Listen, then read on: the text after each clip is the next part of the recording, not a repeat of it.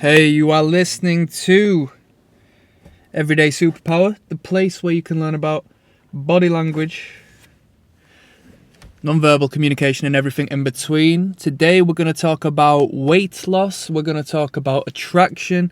We're going to talk the benefits of such, and just sort of go on a little ramble in regards to that. So, I speak from a man's perspective, but this sort of crosses both sexes, man and woman, right? So I personally would recommend weight loss, in particular fat loss, fat burning. If you are overweight, it's important for you to do so, unless you were in a third world country where food is scarce and it's actually symbolic of resource, because you do have the power to overeat. I would recommend you actually get on the treadmill and lose a couple of pounds, all right? This will help you in dating purely as you are an individual and you are unique, right? So when you put weight on and put fat on your face, you will be blurring the lines and the definitions that apply to your expressions when you converse and communicate, and in a way blend yourself into the broad masses. I mean, over here in England, it might not be as bad as other places, but we have an abundance of food and processed foods and sugars and, sedentary lifestyles. So for the most part, your average person dealing with the stresses and the responsibilities of day to day isn't going to be in great shape. So by default, you will differentiate yourself and become more attractive than others by having a relatively low body fat, right? When people engage and talk to you, you will have a lot more character and a lot more of a unique quality, given you have a more defined facial feature and facial structure. So whatever makes you you, as far as your cheekbones, your jawline, your mouth, your orbital sockets, your brow, and so forth, and this is speaking on both sides of the field, the man and the woman, you will be accentuating your unique features, standing yourself out from the crowd, all right? On a side note, biologically speaking, on an unconscious basis, your primitive brain is going to be observing you, or at least their primitive brain is going to be observing you as somebody with a high reproductive value, given that you aren't, anorexic and down to the body fat percentage of a starving individual. You're going to be perceived as healthy and well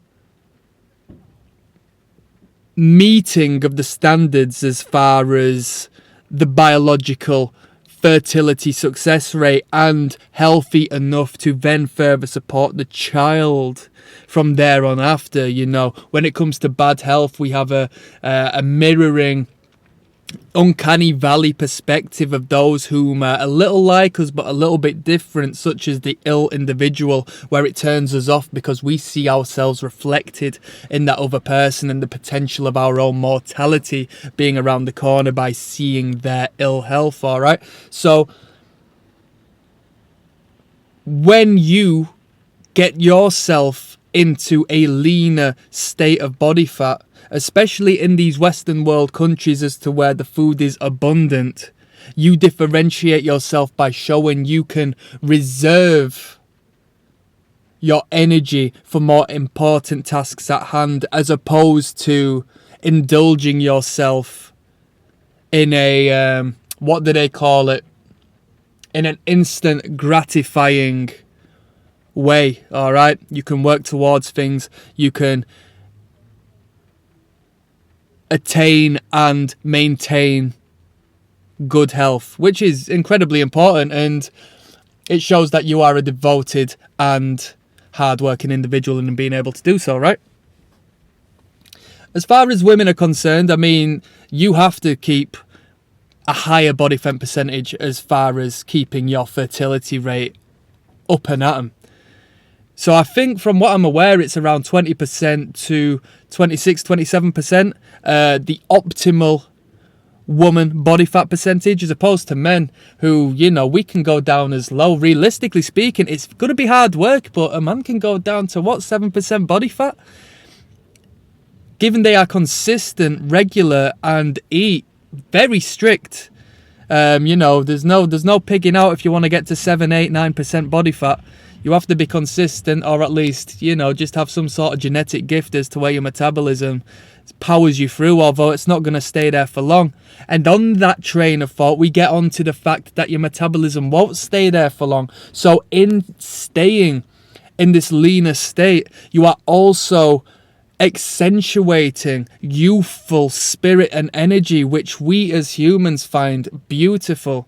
The woman portrays and accentuates her baby-like and youthful characteristics and properties, which engages our, as men, paternal instincts to care and look forward.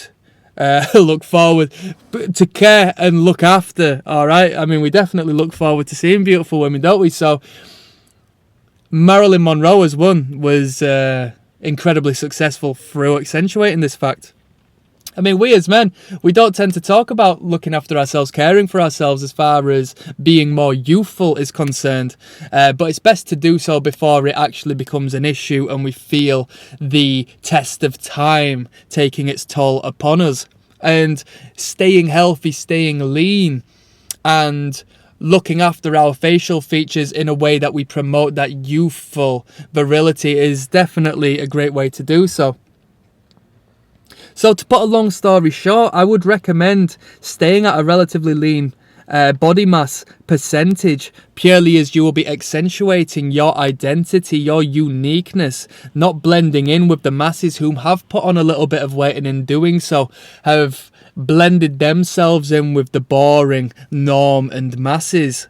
I mean, even if you don't deem yourself good looking, it doesn't really matter, because your expression and your communication is going to be highlighted to such a high degree, given you have this differentiation in comparison to the normal individual who doesn't have such a unique expression due to the fact they've blurred their